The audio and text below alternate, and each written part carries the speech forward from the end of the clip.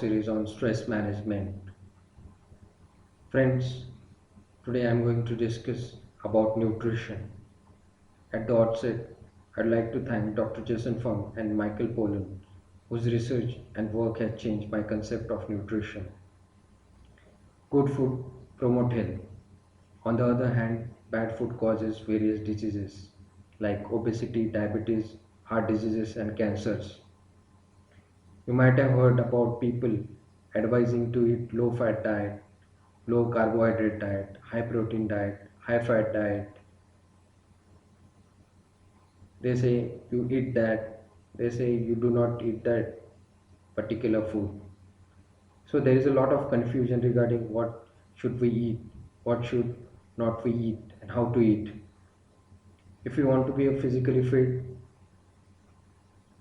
if you are obese, finding it difficult to lose weight, if you are diabetic and want to reverse diabetes, if anybody in the family have heart problems, hypertension, etc., if you want to know healthy food habits, then watch this video till end, because today I am going to clarify certain misconception about food.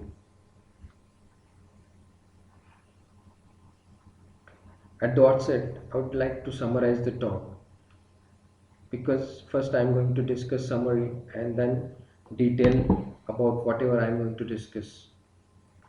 So point number one, the incidence of obesity and diabetes is progressively increasing all over the world. Point number two, till date, the concept about obesity is that obesity is because of excessive eating and less exercise. But this new research, but with the new research, it is found that this theory is not true to a certain extent. New research says obesity is because of hormonal imbalance, known as a hormonal theory of obesity. It is proven in recent research that excess insulin, insulin resistance, and excess cortisol is responsible for obesity, diabetes, and metabolic syndrome. Why this insulin is increasing and why this is causing insulin resistance? Because of excessive sugar, refined and processed carbohydrate we are consuming. And why cortisol is increasing? Because of chronic stress. And I will discuss these things in detail later on. The third point, low fat diet, which various health organizations still recommend for obesity, diabetes, and heart diseases, is a complete failure and was based on misinterpretation of the data and unintentionally caused more harm than good. In fact, new research suggests that saturated fat in a natural form is good for health. What is bad for our body is trans fat and refined vegetable oil, which we consume and which is highly inflammatory. Point number four. There is a wide variation in food people consume all over the world. Some people consume 80 to 90% of fat.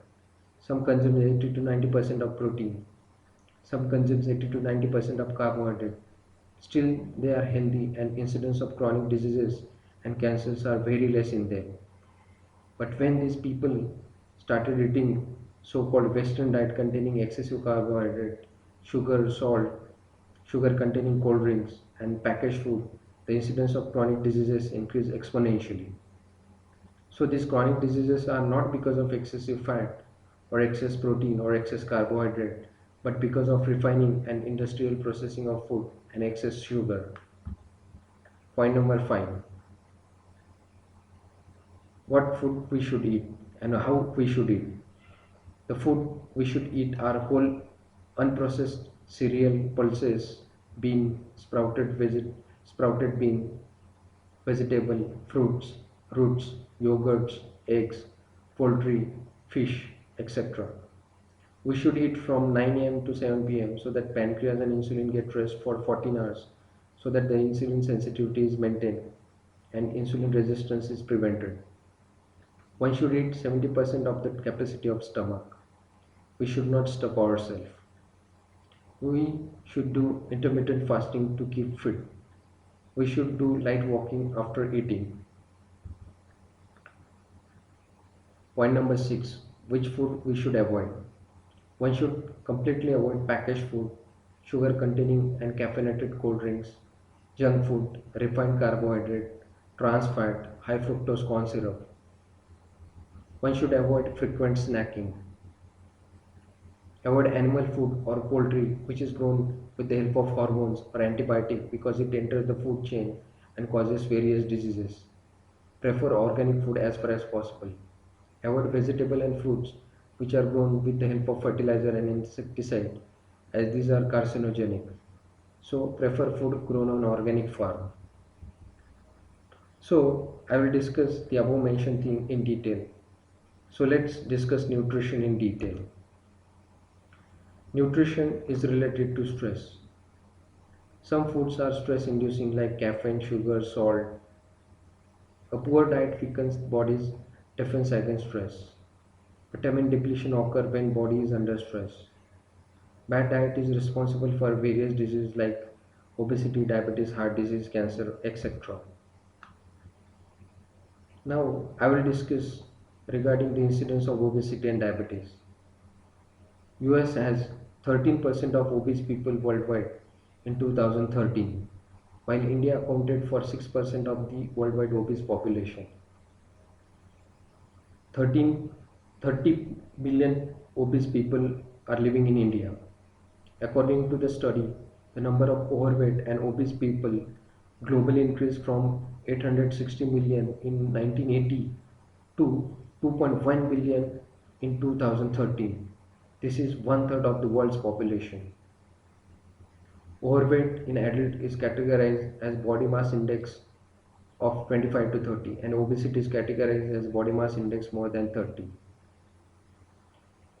But nowadays waist to hip circumference is more important than body mass index because even if the body mass index is normal, but if there is a central obesity which is denoted by increase in waist to hip circumference, it is called obesity because central obesity is bad. It is estimated that 3 to 4 million people died because of obesity in 2010. Regarding diabetes, diabetes currently affects more than 62 million Indians, which is more than 7% of adult population. The average age of onset is 42 years. Nearly 1 million Indians die due to diabetes every year. Globally, an estimated 420 million adults are living with diabetes mellitus according to the latest 2016 data from the World Health Organization. The number is projected to double by 2030. Why these diseases are increasing? Before that, I will take you through the history of human food. Our ancestors used to live in caves and used to eat fruits, roots, nuts, berries.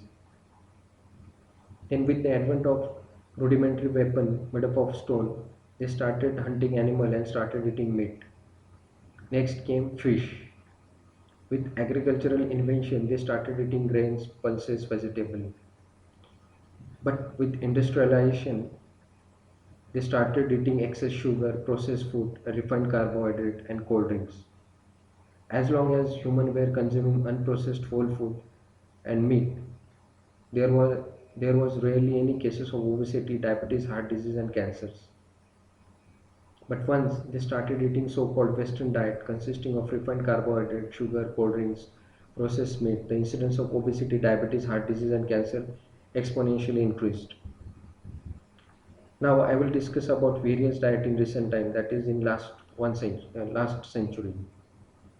In 1888, William Osler, known as a father of medicine, had explained in a monograph named Obesity and its Treatment that fatty foods were crucial in the treatment of obesity because they increase the satiety and decrease the fat accumulation. Till 1960, every woman knew that carbohydrate is fattening. So fattening carbohydrate lead to obesity was all well known. But there was a great epidemic of coronary disease in 1950s, and dietary fat was increasingly vilified for heart disease due to its effect on LDL cholesterol. In 1960, the American Medical Association were insisting that the low carbohydrate diets were dangerous fat with a dense calorie assumed to cause obesity. Calorie in and calorie out model displaces the traditional fattening carbohydrate model. In 1977, the United States government came with the dietary goal, and they advised people to raise consumption of carbohydrate until they constituted 55 to 60% of calorie. And they advised to decrease fat consumption from 40% to 30%, and with no more than one third of saturated fat. Whether people listen, there was a conscious effort to eat less fat, less red meat, fewer eggs. There is a clear evidence that the general public listened to the leading authority of the day and tried to comply. Average fat intake decreased from 45% of calories to less than 35%. Butter consumption reduced by 40%, eggs consumption reduced by 20%, and animal protein consumption reduced by 13%. But the grain consumption increased by 40% and sugar consumption increased by 40%. But what happened after that? The incidence of obesity, diabetes, and heart attack increased exponentially. Obesity is not a medical condition, but a psychological character defect of low power. And this was the old popular story about obesity. The people were responsible, and their low willpower is responsible for obesity. And this concept is still there, but this concept is absolutely wrong.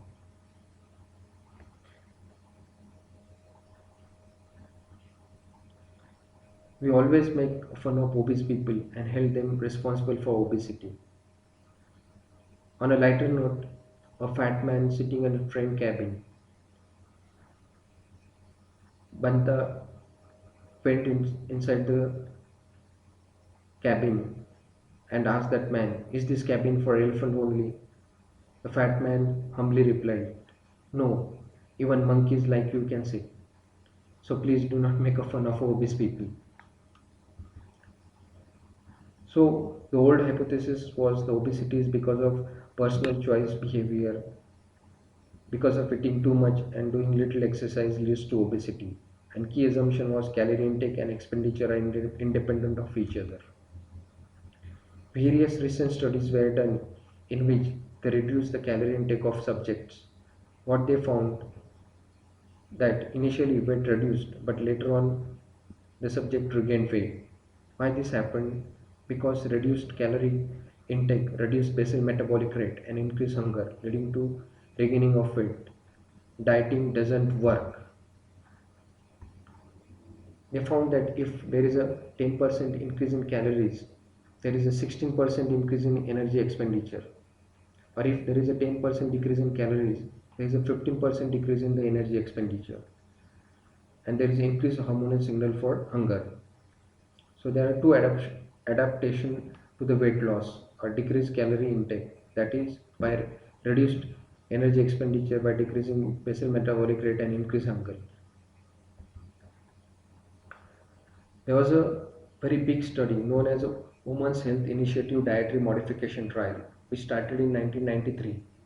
50,000 women between the age of 50 to 79 were enrolled, and they were counseled regarding decreasing the fat content of diet from 38% to 20% and asked to eat fruits, vegetable and fiber. And what was the result? They, they lost only 0.8 kg of weight, and BMI remained same, and waist circumference increased by 1.6 centimeter. The truth is, caloric deprivation triggered two adaptive mechanisms, that is reduced energy output and increased hunger. The cruel truth of the low fat, calorie restricted diet is that they don't work. And there was an overeating study, and it was done by a famous endocrinologist named Ethan Sims in 1960. It was done in convicts at Vermont State Prison. They initially raised food consumption to 400 calories per day. Initially, they gained weight, but later on, the weight stabilized. And they increased the calorie consumption up to 10,000 while carefully controlling exercise. It took 4 to 6 months to increase weight by 20 to 25%, and most returned to normal weight with surprising rapidity. Why didn't they gain weight? Body is burning it off. And there was increase in the energy expenditure by 50%. So the old concept about obesity, that eating more and doing less exercise causes obesity, is not true. And dieting always fail because caloric deprivation is difficult, because it is a fight against mechanism which has evolved to precisely minimize its effect. Body weight acts as if it has a set point. Body acts as thermostat, not scale. So what about exercise? Experts routinely claim that exercise is the key to weight loss. And this has been proven wrong in the same Women's Health Initiative study which we previously discussed. The women were asked to do moderate aerobic exercise 60 minutes per day for 5 days per week. And what they found, the average weight loss over a period of 3 years was only 0.1 kilogram, only 100 gram. Just 1/4 pound weight loss in 3 years. What about people undergoing marathon training? And this was presented in International Journal of Sport Medicine in 1989. Food intake and or body composition in novice athlete during training period to run a marathon over 18 months was studied. And result was the main the average weight loss was 5 pound. 9 women did not lose any weight, and there was no change in body composition was observed. Now basic things regarding the basal metabolic rate. The baseline energy expenditure for 70 kg person is 2200 to 2500 calories per day, and calorie expenditure in 45-minute walk is 100 calories, means 40% of the daily calorie intake. Exercise is simply not effective for weight loss, but exercise has other advantage. Exercise increases muscle tone, increase insulin sensitivity of muscle, decrease vascular diseases, increase bone density. So despite 40 years of constant and utter failure, experts still insist exercise is the key to weight loss. The fact the facts are exercise burns surprisingly few calories. We focus on 4% of daily caloric intake and ignore 96% of basal metabolic rate. And why people do not lose weight after exercise? Because after exercise there is increase in appetite, people eat more, and there is decrease in other activity. So the old hypothesis of obesity, that obesity is because of excessive eating and little exercise, is not true. Then what is responsible for obesity? In various studies like UKPDS presented in Lancet in 1998, shown that insulin and those drugs which increases the insulin level like sulfonylurea causes weight gain, and the drugs which does not increases insulin like metformin and DPP-4 inhibitor does not increase in weight. We all know that in type 1 diabetes, in which there is a deficiency of insulin, patient loses significant weight, muscle and fat just melt. And if these patients are put on insulin, they regain weight. So excess insulin causes weight gain. Other hormone related to weight is cortisol. Excess cortisol results in weight gain. We all know that if person is given exogenous steroid, they gain weight, or if there is a excess endogenous steroid as it happened in Cushing syndrome, the people gain weight. While in Addison's disease, where there is a deficiency of cortisol, the people lose weight. So insulin and cortisol are two hormones which causes weight gain. So hormones are the key for weight. Increase insulin, increase weight. Increase cortisol, increase in weight. So the old theory is not true. And what is a new theory? It is called as hormonal theory of obesity. High level of insulin and high level of cortisol lead to obesity, which lead to eating too much and doing little exercise. We do not get fat because we overeat. We overeat because we get fat.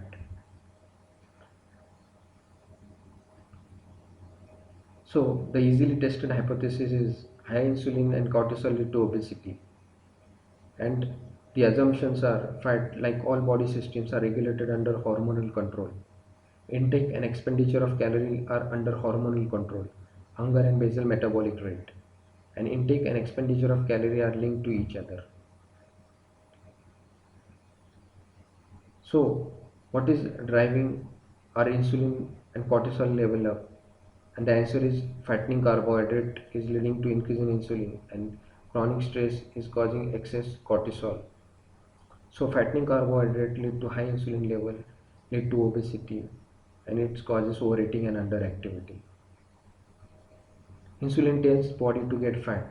Calories and energy expenditure are adjusted to meet the goal. Insulin adjusts the body weight point, body set point.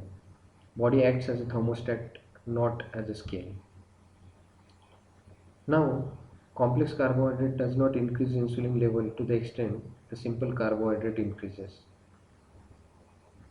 But in modern days, we are eating refined carbohydrate, sugar containing cold drinks, packaged food containing high amount of refined carbohydrate. So the amount of insulin after food is tremendously increasing. In traditional diet habit, we used to eat breakfast, lunch, dinner. So after eating food, level of insulin increases. It is called as insulin dominant state. And afterward, it comes back to the baseline and it is called as insulin deficient state. So pancreas and insulin get rest. Nowadays, we are eating frequently. We are doing a lot of snacking. We keep on eating packaged food. So we are eating more than 5 to 6 times per day. So that the insulin is not coming back to the basal level and pancreas is under constant work. Duration of elevated insulin is also prolonged. Initially, we used to be 50% time in insulin dominant state and 50% time in insulin deficient state. But nowadays, we are 80% insulin dominant state and 20% insulin deficient state. So maximum time we are in insulin dominant state. Now, we all know if any medication or drug is given to a person and its level is persistently increasing in a body, it leads to resistance. And this happens with alcohol, nicotine, benzodiazepine, nitroglycerin, etc. Resistance means to produce same effect, excess amount of the drug is need to be given.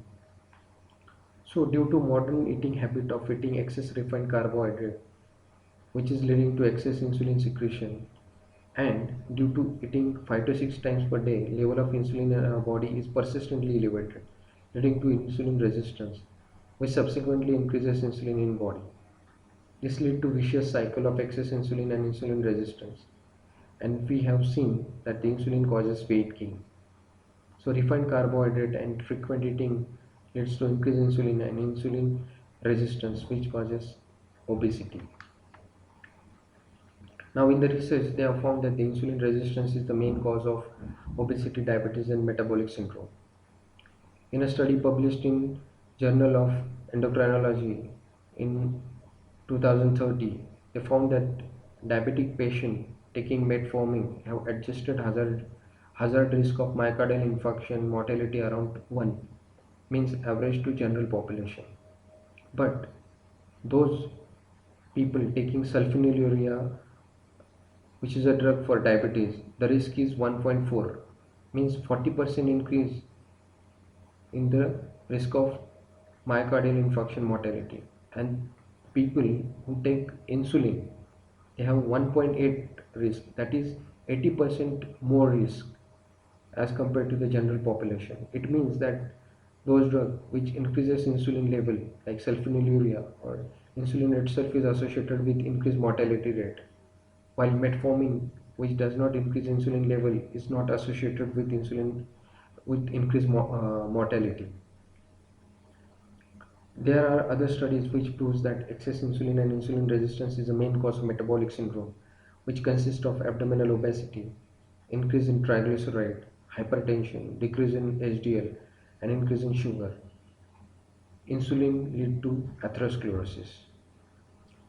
So carbohydrate itself is not bad if we eat without processing, because there are many countries on earth where people eat 80 to 90% of carbohydrate, but there is less obesity. Why? Because they are eating unprocessed whole food in a natural state with home cooking. Fiber and fat in it causes less rise in sugar and consequently less insulin secretion. But because of corporatization of food, we have given cooking to corporation where food are processed, fiber and fat are removed, and excess sugar and salt are added, which is causing all these problems. Now, what about protein? In research, they have found that animal protein and dairy products are also insulinogenic. Fat is only substance which does not increase insulin level. So the diet which is rich in fat is good as compared to carbohydrate or protein rich diet.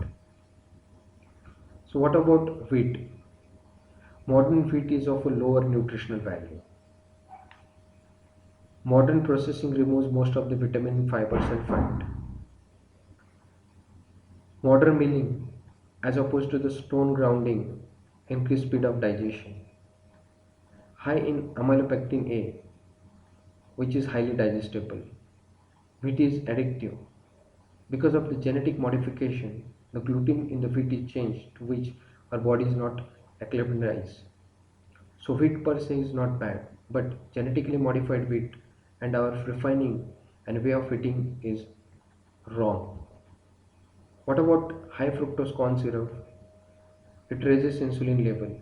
It leads to de novo fat synthesis and leads to obesity and diabetes. High fructose corn syrup is a main ingredient in processed food and various syrups and cold drinks. It is better you use simple sugar, but the high fructose corn syrup is extremely dangerous. Various companies fool us that their product does not contain sugar, but in fact it contains more high fructose corn syrup, which is bad. So there is now new hormonal therapy of obesity, and obesity is because of increased insulin level, and this increased insulin level is because of fattening carbohydrate, because of high animal protein, because of refined wheat we are eating, because of excess high fructose corn syrup, and this all is leading to increase in insulin level in body, which consequently lead to insulin resistance, and the vicious cycle sets in with increased insulin level causing insulin resistance and insulin resistance causing increased insulin level, and this is responsible for metabolic syndrome consisting of obesity, high triglyceride, low HDL, hypertension, diabetes and fatty liver.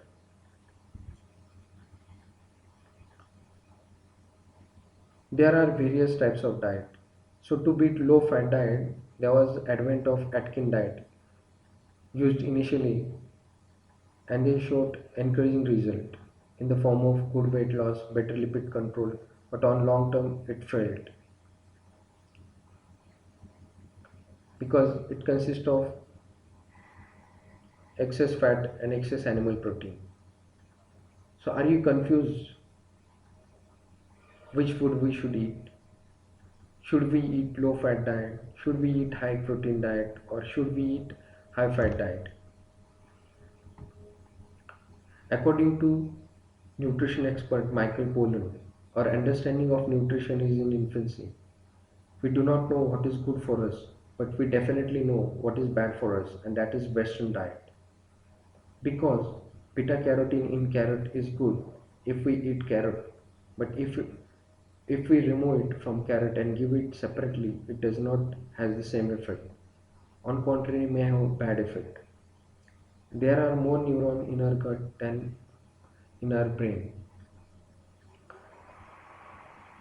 The nutritionism is a problem. Because of nutritionism, we are focusing excessively on macronutrient content.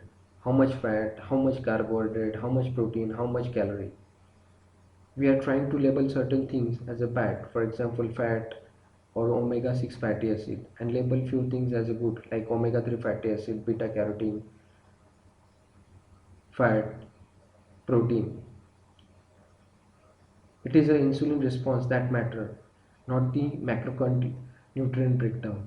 The toxicity lies in processing, not in the food. So highly refined and processed grains and sugar as well as vegetable oil are a problem, not carbohydrate or fat. Till the time the science of nutrition does not get mature enough to tell us what to eat, we should eat Paleolithic diet. The food our grandparents and our ancestors used to eat, which food is suitable to your culture and your geography. Many cases, science has confirmed what culture has long known. For example, scientists recently confirmed that the traditional practice of eating tomatoes with oil is good for you because the lycopene in the tomato is soluble in oil, making it easier for the body to absorb. Means the culture which we were following was right, which now scientists are founding. Researches were done on various culture and their dietary pattern and the incidence of diseases. Also, research was done on migrating population and the change in diet pattern and incidence of diseases. And the results were astonishing. Certain diseases are rare to non-existence among isolated population that live traditional lifestyle and a traditional diet. The Eskimos is a meat eater. The vegetable part of the diet is meager one. No chronic disorder are found in them. But when they started eating modern Western diet, the incidence of obesity, diabetes, heart diseases, and cancer increased. There is a Maasai tribe in Africa which eat only milk, meat, and blood, and they rarely eat fresh vegetable. But the hypertension and obesity is almost non-existent. In New Guinea highland, the tribes were studied extensively in 1960 and 1970. Investigators found them to be fit, lean, and muscular with no signs of protein deficiency. And their diet is 94% carbohydrate rich. Okinawa in Japan is famous for highest life expectancy in world, and their 85% diet is of carbohydrate. Japanese in Japan have much lower risk of myocardial infarction than Japanese in USA. African in Africa has much lower risk of myocardial infarction than African in USA. As far as cancer is concerned, within first generation, the risk of Japanese immigrant to US increased by 60%, and with second generation risk equal. So the conclusion is population could be healthy with diet of 95% carbohydrate or 95% meat or 90% fat. And there is a rarity to find Western disease in a people eating traditional diet. They have a low serum insulin level. Their diet consists of no refined or processed food, no flour, no sugar. But if these people follow Western diet, they get the same diseases like obesity, diabetes, and heart disease and cancer. Research has pointed out that those high risk patients who follow Western diet, when they switch to traditional diet, their risk of obesity reduced by 80%, diabetes reduced by 80%, and colonic cancer reduced by 70%. So these metabolic syndrome are nothing but the disease called as saccharine disease. This is a disease because of the refining of the carbohydrate, because of the overconsumption of the carbohydrate, because of the removal of the protein from the diet so that the speed of digestion increases, because of the removal of the fibers from the food which leads to increase in speed of digestion. This is because of the removal of the fat which also increases the speed of digestion. So these metabolic syndromes are basically because of the refining of the carbohydrate and its excessive consumptions with less fiber and less fat in our diet. Now, what about fat? In the article Type of Dietary Fat and Risk of Coronary Heart Disease, which is published in 2001, Dr. Frank Hu and W. Willett from Harvard School of Public Health said, and I quote, they said, it is now increasingly recognized that low fat campaign has been based on little scientific evidence and may have caused unintended health consequences. Till date, the fat has been vilified and condemned to cause increase in cholesterol and heart disease. In 1948, a prospective study was started by Harvard Medical School in town called Framingham, known as Framingham study. In study, they concluded that the saturated fat increases blood cholesterol, which causes blockage of the coronary arteries and lead to myocardial infarction and heart attack. So in 1960 and 70, there was a massive campaign against saturated fat, and US government came with the recommendation of low fat diet. What happened? We all know that the incidence of obesity, diabetes and heart disease are increasing exponentially. There are numerous studies done on relation of fat, cholesterol and heart disease, and they are presented in numerous prestigious journals. And there are numerous papers on reinterpretation of data of Framingham study. And I just want to tell the conclusion of the study because of the want of time. They have found that there is no relation of dietary fat and cholesterol. People who eat low fat diet have high cholesterol and people who eat high fat diet has low cholesterol. There is no relationship of cholesterol and coronary blockage and heart disease. In fact, fat and cholesterol are very essential for our health as cell membrane is made up of cholesterol. Hormones and bile is made up of cholesterol. Friends, 80% of cholesterol is synthesized in body and 20% we get from diet. If we do not eat cholesterol, compensatory mechanism sets in and body increases the synthesis of cholesterol. In fact, saturated fat is protective against heart disease and stroke. Low fat intake, more mortality, and high fat intake is associated with less mortality according to various studies. What is bad is refined vegetable oil and trans fat.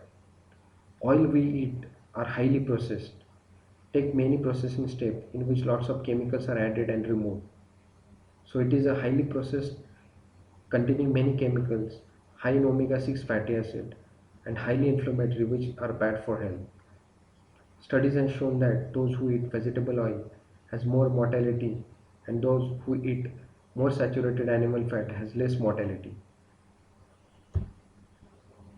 Reason for protective effect of fat is because fat does not increase insulin level, and if carbohydrates are given along with fat, glucose and consequently insulin rises less as compared to carbohydrate given alone. So eat lot of naturally occurring fat like animal fat, cheese, butter, nuts, but avoid refined oil and trans fat. Then what should we eat? The answer to the supposedly incredibly complicated question of what we should eat wasn't so complicated after all, and in fact could be boiled down to just 7 words.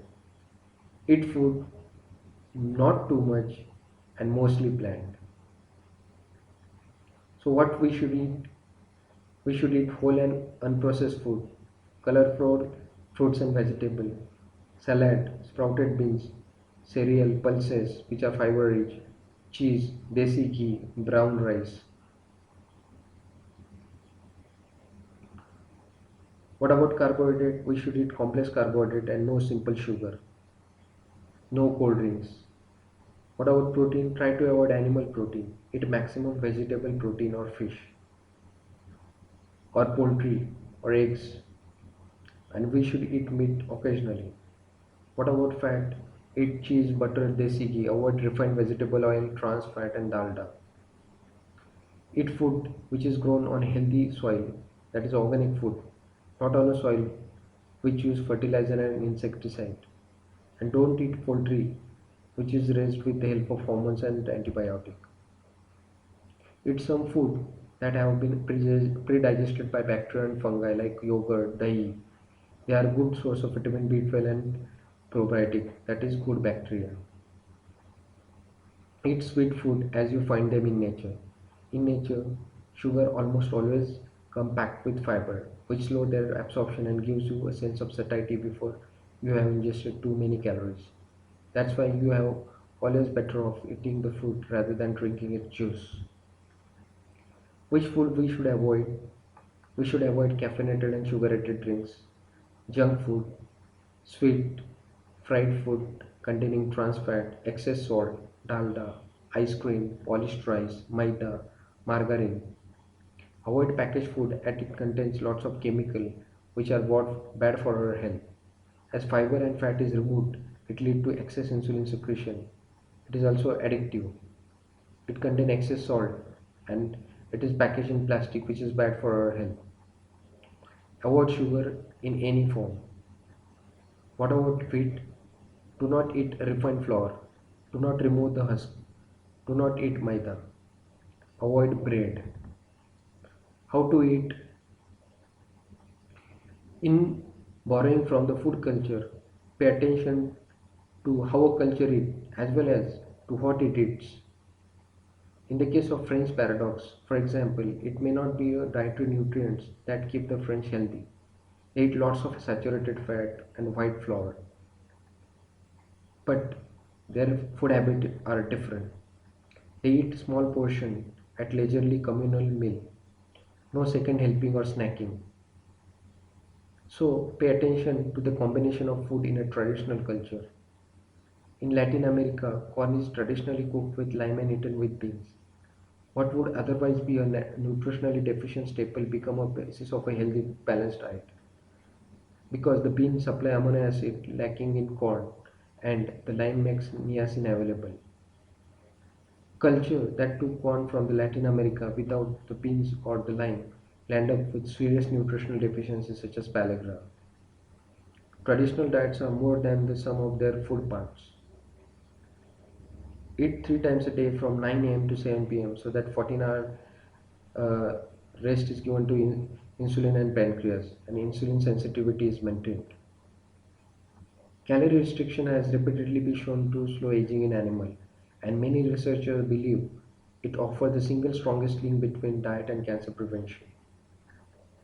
We eat much more than our body need to be healthy, and the excess wreak havoc, and not just on our weight, but on our body. Our mind goes to extreme. Sometimes we eat a lot and then become depressed and then start doing starvation. Both things are wrong. We have to have a middle path. And I would like to explain with the help of story.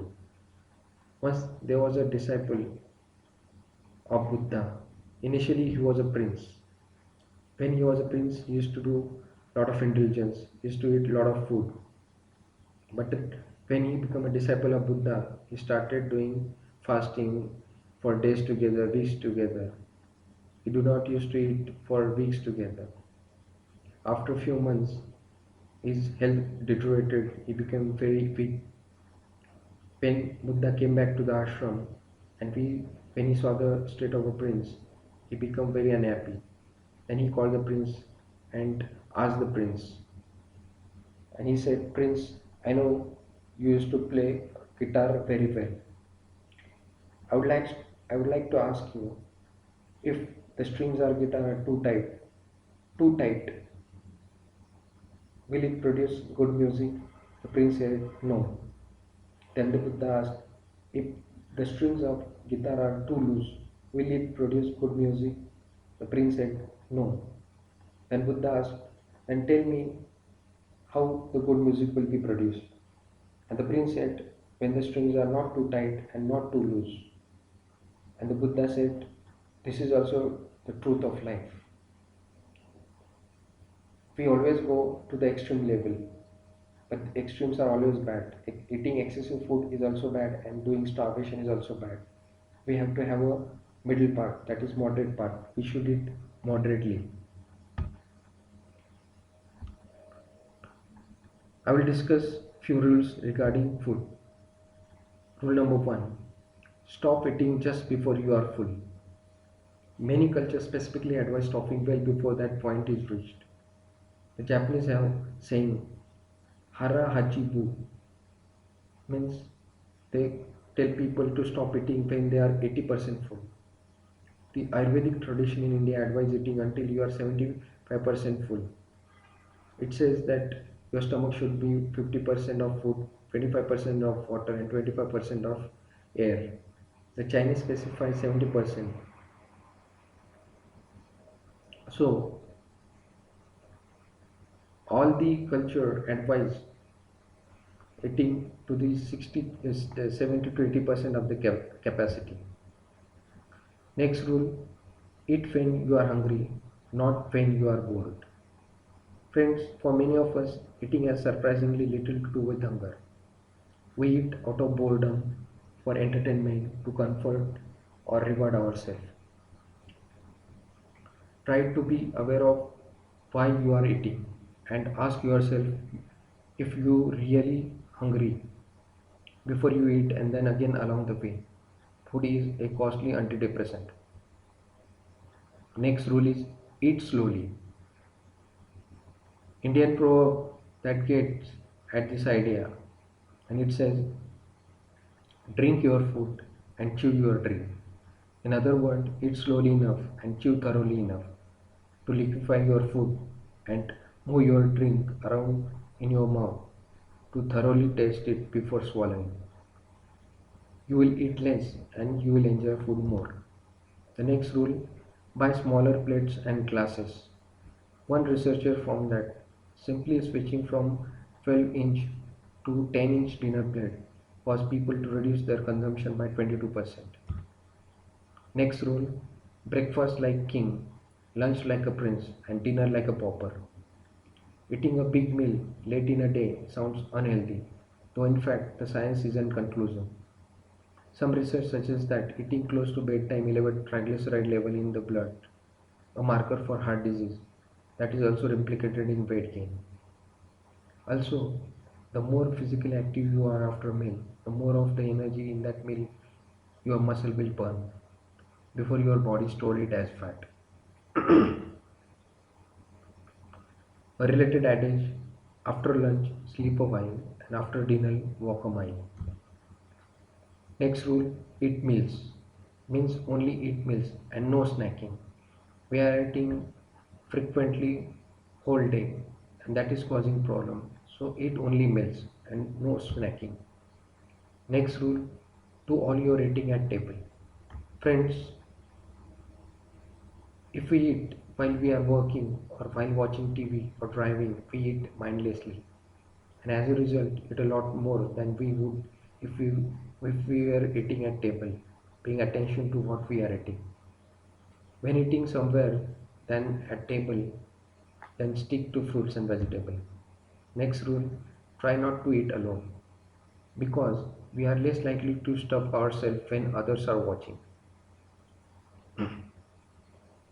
When we eat alone, we eat more, but regulating appetite is only part of story. The shared meal elevates eating from biological process of fueling the body to a ritual of family and community.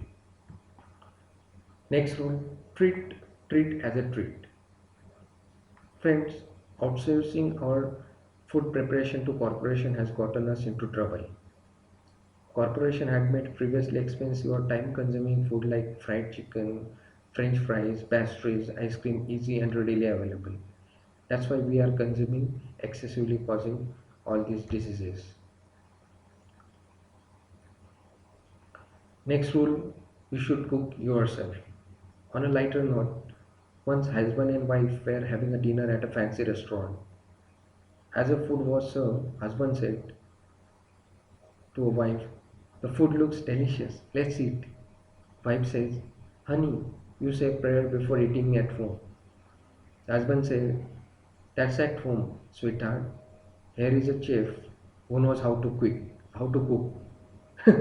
Okay, so even if you don't like the food of your wife and you prepare food for yourself, cooking for yourself is only sure way to take back control of your diet from the food scientist and food processor, and to guarantee you are eating real food and not edible food like substances with their unhealthy oil, high fructose corn syrup, and lots of salt.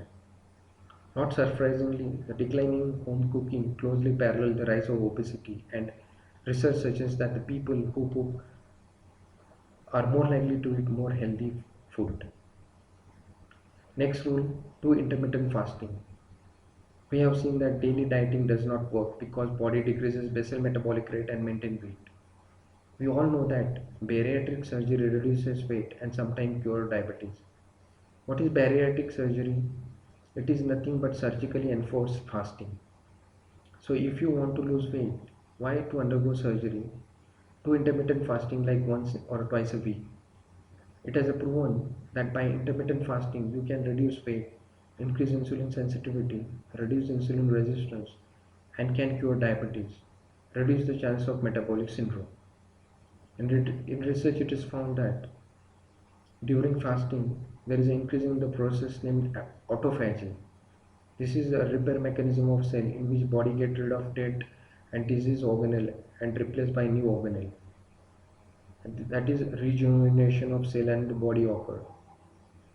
All the cultures and traditions advocate fasting once in a week or many times a year.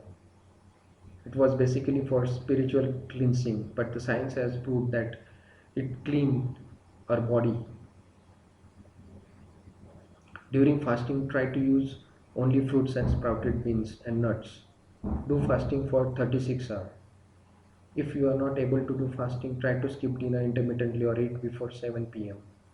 so that the body get at least 14 hours rest. Next rule, break the rules once in a while.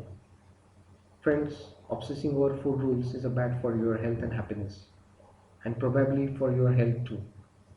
Experience over past few decades suggests that the dieting and worrying too much about nutrition has made us no healthier or slimmer. Cultivating a relaxed attitude toward food is important. There will be special occasion when you will want to throw these rules out window, but do it once in a while. Few people, despite of knowing junk food is bad, still eat it. On a lighter note, Jack went to court. Judge said, "Order, order." Jack said, "One pizza, two burger, and three cold drinks." Judge said, "Shut up." Jack said, "No, no, 7 up." Okay. So few people always think of eating and even in a court.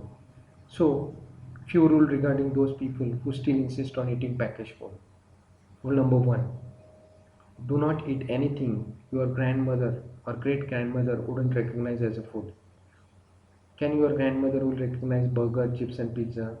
No, she won't recognize. So don't eat that food.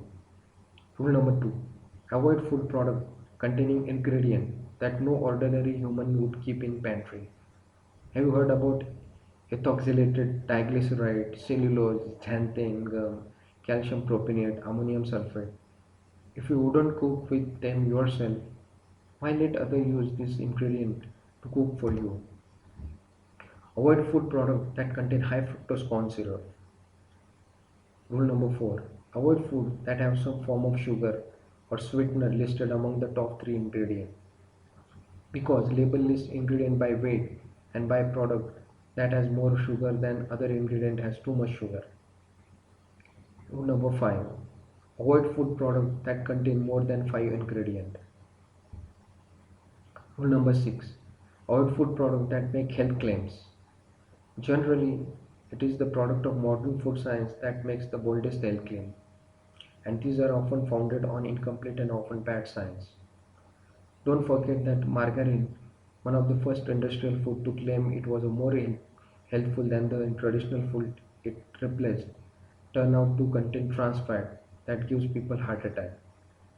The healthiest food, the fresh produce, doesn't boast about its helpfulness because the grower don't have the budget or packaging. Don't take the silence of a carrot as a sign they have nothing valuable to say about your health. Rule number 7. Avoid food products with the word like light or the term low fat or non fat in their names. Means it contain excess sugar and salt. Rule number 8. Avoid food you see advertised on television. Rule number 9. Shop the peripheries of the supermarket and stay out of the middle because the processed food products dominate the center of the store while the fresh food line at the wall. Rule number 10. Eat only food that will eventually rot. Food processing began as a way to extend the shelf life of a food by protecting it from bacteria, fungi, or rodent, or competitor for food. This is often accomplished by making the food less appealing to them, by removing nutrients from it that attract competitors, or by removing other nutrients likely to turn rancid like omega-3 fatty acid. The more processed a food is, the longer the shelf life and the less nutritious it typically is. Real food is alive and therefore it should eventually die. Rule number 11. Eat only food that have been cooked by human and not by corporation. In general, corporation cook with too much salt, fat and sugar as well as with preservative, coloring agents and other biological novelties. Note, while it is true that professional chefs are generally human, they often cook with large amount of salt, fat and sugar too. So treat restaurant meal as a special occasion. So friends, to summarize the talk, the incidence of obesity and diabetes and metabolic syndromes are progressively increasing all over the world. Till date, the concept about obesity is that the obesity is because of excessive eating and less exercise. But with new research, it is found that this theory is not true to a certain extent. New research says obesity is because of the hormonal imbalance known as hormonal theory of obesity. It is proven in the recent research that the excess insulin, insulin resistance, and excess cortisol is responsible for obesity, diabetes, and metabolic syndrome. Why this insulin is increasing and why this is causing insulin resistance? Because of excess sugar and refined processed carbohydrate we are consuming. And why cortisol is increasing because of the chronic stress. I also discussed the failure of a low fat diet, which various health organizations still recommend for obesity. In fact, new research suggests saturated fat in a natural form is good for body. What is a bad for body is a trans fat and refined vegetable oil we consume, which is highly inflammatory. I also discussed different diet different people all over the world eat. Some eat 80 to 90% fat, some consumes 80 to 90% of protein, and some consumes 80 to 90% of carbohydrate. Still they are healthy, and incidence of chronic diseases and cancers are very less in them. But when these people started eating so-called Western diet containing excess carbohydrate, sugar, salt, and cold drink, and packaged food, the incidence of chronic diseases are increased exponentially. So these chronic diseases are not because of the excess fat or excess protein or excess carbohydrate, but because of the refining and industrial processing of food and excess sugar and high fructose corn syrup. The food we should eat are whole unprocessed cereal, pulses, beans, sprouted beans, vegetable, fruits, roots, yogurts, eggs, poultry, fish, cheese, butter. We should eat from 9 a.m. to 7 p.m. so that pancreas and insulin get rest for 14 hours so that the insulin sensitivity is maintained. One should eat 75% of the capacity of the stomach. One should do intermittent fasting to keep fit. Should, one should do light walking after eating.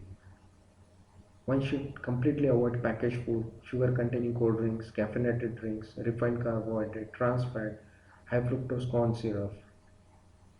Should avoid frequent snacking.